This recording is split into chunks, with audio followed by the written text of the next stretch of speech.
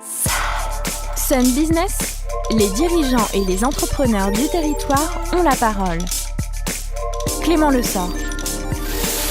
Voilà, bonjour à toutes et à tous. Je suis ravi de vous retrouver après cette belle et reposante trêve estivale pour une nouvelle et 4e saison de Sun Business, tous les mardis en direct à 12h30. C'est un entretien de 10 minutes que je vous propose avec un entrepreneur, un chef d'entreprise, un dirigeant pour parler innovation, recrutement, stratégie, développement, financement, bref, tout ce qui fait le quotidien des personnalités économiques de notre territoire. Alors pour ce premier numéro, j'ai le plaisir de recevoir Cyril Corlet. Bonjour Cyril. Bonjour. Et merci d'avoir accepté mon invitation.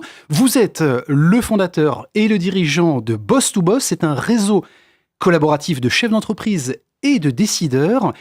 Cyril, on parle souvent de la question de l'isolement du décideur. Est-ce que les chefs d'entreprise fonctionnent encore trop souvent seuls dans leur quotidien, au sein de leur organisation et dans leur prise de décision? Alors, la solitude, elle a deux pans de mon côté. Il y a un côté positif et un côté négatif. Le côté négatif de la solitude, pour commencer par lui, c'est qu'effectivement, lorsque on est en phase de réflexion ou de choix, cette solitude peut être vécue comme un poids. Il y a d'ailleurs une très belle étude de la BPI sur le sujet. Et puis, il y a un moment où la solitude, elle a un côté positif, c'est le moment où on prend cette décision, où on décide, où, à mon sens, le dirigeant prend son rôle et son costume de dirigeant et doit, à un moment, assumer la direction qu'il prend. Donc aujourd'hui, effectivement, dans cette phase de réflexion, je pense que les dirigeants sont encore trop souvent seuls.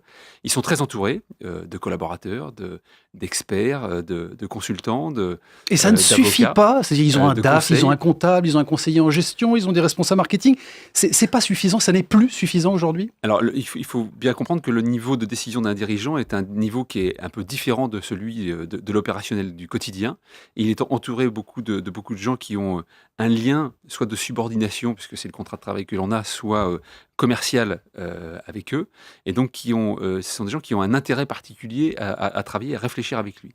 Ce que peut apporter une prestation comme Boss to Boss ou d'autres, c'est qu'on lui apporte un lien qui est neutre, qui n'a aucun intérêt. Et donc, les conseils qui peuvent être donnés, l'accompagnement qui peut être procuré, est un accompagnement qui est gratuit dans le sens premier du terme, donc qui n'apporte aucun intérêt. Le seul intérêt que l'on a à apporter cet accompagnement, c'est sa propre avis, son propre opinion, son accompagnement qu'on peut apporter. Bon, ça veut dire que vos animateurs, ceux qui font vivre vos ateliers, ne sont pas dans les mêmes secteurs d'activité, je suppose, pour qu'il n'y ait pas de concurrence sectorielle. Absolument. Les sujets que l'on traite sont des sujets sur lesquels les animateurs sont des gens qui sont habitués, ont eu une expérience particulière, mais ils sont d'un secteur d'activité différent pour éviter tout ce qu'on connaît sur les règles de concurrence ou sur les conflits d'intérêts qu'il peut y avoir. Cyril Corlet, on constate un fort développement de ces réseaux, celui de Boss to Boss et des autres sur le territoire. Est-ce que ça correspond à un changement de paradigme pour les chefs d'entreprise qui envisagent, appréhendent ces réseaux non plus dans une logique seulement de business, mais de pouvoir échanger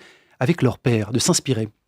Alors, il y a depuis assez longtemps des réseaux qui permettent d'échanger avec leurs pairs. Je pense au CJD, je pense à Réseau Entreprendre, je pense à l'APM, qui sont des réseaux qui ne sont pas récents. Ils ont déjà, pour certains, plusieurs dizaines d'années. Mais leur développement est fort depuis une dizaine d'années. Je pense que ça correspond à deux phénomènes. D'abord, il y a une prise de conscience des dirigeants, avec les générations arrivant, qui a ce besoin de coopérer, de collaborer.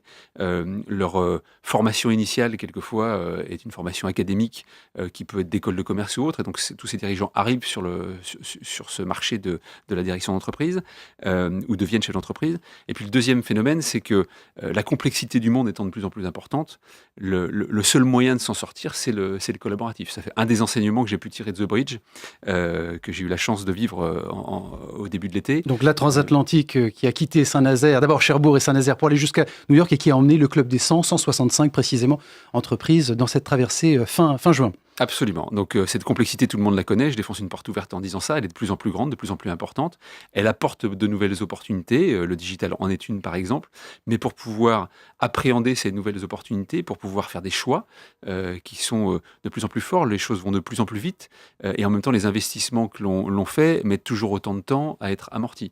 Dans celles et ceux que vous voyez arriver chez vous, Cyril Corlet, peut-être, et c'est pour ça que je vous invitais, quel est le moral des troupes? Est-ce que vous voyez des chefs d'entreprise arriver en manque d'inspiration où vous soignez déjà des grands dépressifs qui viennent vous voir un petit peu au bout du rouleau? Alors, ni l'un ni l'autre. Je pense avoir la chance d'avoir affaire ni à des dépressifs, ni à des chefs d'entreprise en manque d'inspiration. Au contraire, je pense que l'époque actuelle qui donne énormément d'opportunités, puisqu'il y a beaucoup de choses qui changent. Donc, on a la chance d'être dans cette période de vie qui change. La révolution que l'on vit, la dernière qu'il y a eu, c'était il y a 100 ans. Donc, on est une génération qui a la chance de vivre une révolution. Alors, c'est anxiogène d'un côté, mais en même temps, c'est beaucoup d'opportunités. Donc, c'est plutôt l'idée que ces dirigeants voient un champ d'opportunités énorme devant eux, dans lequel il faut faire des choix. Et faire des choix, ça veut dire renoncer d'un côté, mais aussi ça veut dire quel bon choix que je peux faire en fonction de ce que je sais faire, de ce que ma boîte sait faire, et où est-ce que je vais réussir. Est-ce que nos décideurs ont suffisamment conscience justement de ces mutations et des changements que ça implique? Je pense qu'il n'y a aucun problème. Il n'y a pas de résistance au changement, on a toujours fait pareil, ça a fonctionné, alors pourquoi innover? Alors, on a toujours je pense que tous, individuellement, on a des résistances au changement. Il y a un petit côté, c'était mieux avant. Mais le chef d'entreprise est quelqu'un qui est en première ligne dans sa boîte. Donc très conscient des enjeux. Et je pense qu'au contraire, il est très conscient de cette mutation. Il a sans doute été conscient de cette mutation un peu avant les autres. C'est son job, en même temps, de patron de boîte. La question après, c'est dans ce changement, qu'est-ce que je vais faire ?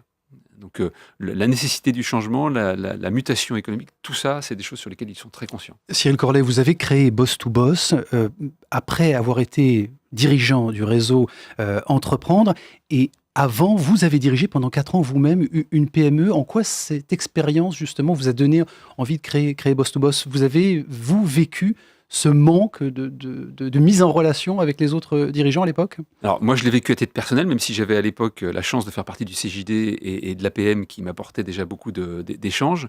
Mais même avec ça, j'avais cette souffrance-là. Et puis, chez Réseau Entreprendre, j'ai vu tout l'intérêt de l'intelligence collective. Et j'ai vu que quand on mettait 5 patrons de boîte un matin autour d'une table pour essayer d'aider un lauréat, donc un jeune chef d'entreprise, à se sortir d'une passe un peu compliquée, on pouvait, en l'espace de 2 heures de temps, apporter un nombre de solutions assez impressionnant. Et donc, quand j'ai créé Boss to Boss, j'ai voulu apporter à l'ensemble des dirigeants qui ont envie de bénéficier de ce genre de prestations, de cette force qu'est l'intelligence collective, de patrons pour des patrons. Ce ne sont pas les seuls à réfléchir bien et vite, mais quand on a un sujet d'entrepreneurs, un sujet de choix de dirigeants, je pense que ça peut être leurs pairs qui peuvent être les mieux placés pour leur apporter cette réflexion. Alors justement, pour être très concret, quelles sont les problématiques que vous traitez, vous, au quotidien, en recevant justement ces dirigeants ?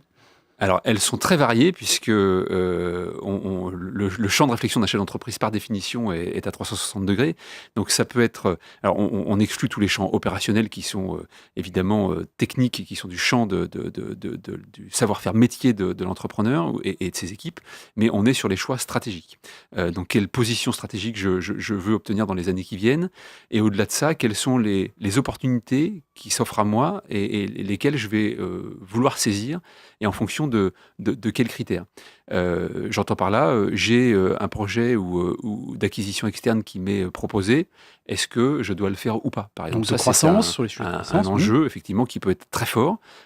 Est-ce qu'on laisse passer le train, ou au contraire, est-ce qu'on le saisit et on y va? Ça peut être d'aller sur un nouveau marché. Est-ce que ce nouveau marché a un intérêt pour moi? Est-ce que j'ai les savoir-faire pour ça? Et est-ce que je vais pouvoir décliner mes avantages concurrentiels sur ce sujet? Ça peut être un sujet RH, on en parlait tout à l'heure. On a une nouveauté maintenant, nos ressources humaines, on a une nouveauté depuis quelques mois maintenant, c'est qu'on arrive quasiment au plein emploi sur les Pays de Loire, pas forcément dans tous les métiers, mais dans beaucoup de métiers. Les commerciaux, depuis longtemps, c'est difficile de les recruter. Dans le métier de la métallurgie, c'est difficile de les recruter. Dans le métier du digital, ça fait déjà de nombreux mois, pour pas dire années, que c'est difficile de recruter. Ce sont de nouveaux enjeux que doivent aborder les dirigeants qui n'avaient pas jusque-là. La question du modèle économique, comment vous vous rémunérez? Alors, Boss to Boss se rémunère de manière très simple. Lorsqu'on veut créer un comité stratégique pour une entreprise, pour aider le dirigeant à réfléchir sur son entreprise, on facture de manière forfaitaire un forfait de 7 000 € par an pour qu'il puisse constituer, que j'anime ce comité stratégique et qu'on le débriefe ensemble sur 3 à 4 comités stratégiques par an. 350 chefs d'entreprise qui font partie du réseau et qui vous accompagnent. Comment est-ce que vous les recrutez? Alors, c'est un réseau de 350 contributeurs, effectivement. Comment est-ce que je les recrute? De manière assez simple. D'abord par mon passé, j'ai eu l'occasion d'aller à l'APM, d'aller au CJD, d'aller chez Réseau Entreprendre. Donc j'ai vu ceux qui avaient envie d'une expérience complémentaire ou différente par rapport à ça. Et puis régulièrement, parmi les gens que je vois, que je rencontre, parmi les dirigeants qui sont clients quelquefois, certains veulent devenir aussi contributeurs derrière. On doit fabriquer des pionniers, des explorateurs, non des automates ou des robots. C'est une phrase que vous avez citée de Bertrand Piccard sur Twitter tout dernièrement. À l'école, parce qu'on parle, c'est l'actualité, vous ne faites pas forcément confiance au système scolaire pour former des futurs entrepreneurs? Je suis confiant par nature, donc je leur fais confiance. Je pense qu'il y a là aussi beaucoup d'enseignants qui sont très bons et qui peuvent aller sur ce sujet-là. Et puis malheureusement, quelques autres qui font simplement en sorte qu'on puisse dérouler le programme que nous propose le ministère de l'Éducation, et auquel cas ça peut être d'un ennui moribond. Donc il faut faire confiance aux bons enseignants pour donner envie. Alors les bons enseignants avec les bons entrepreneurs, on les reçoit en tout cas, les bons entrepreneurs sur Sun Business. Cyril Corlet, merci d'avoir accepté mon invitation. Vous êtes le dirigeant et fondateur de Boss2Boss. Merci d'avoir suivi cette première émission. Vous la retrouvez évidemment sur les players de la radio et sur l'application MySun, bien entendu, pour les smartphones et les tablettes. Je vous donne rendez-vous à la semaine prochaine, le mardi à 12h30. Excellente semaine à vous tous.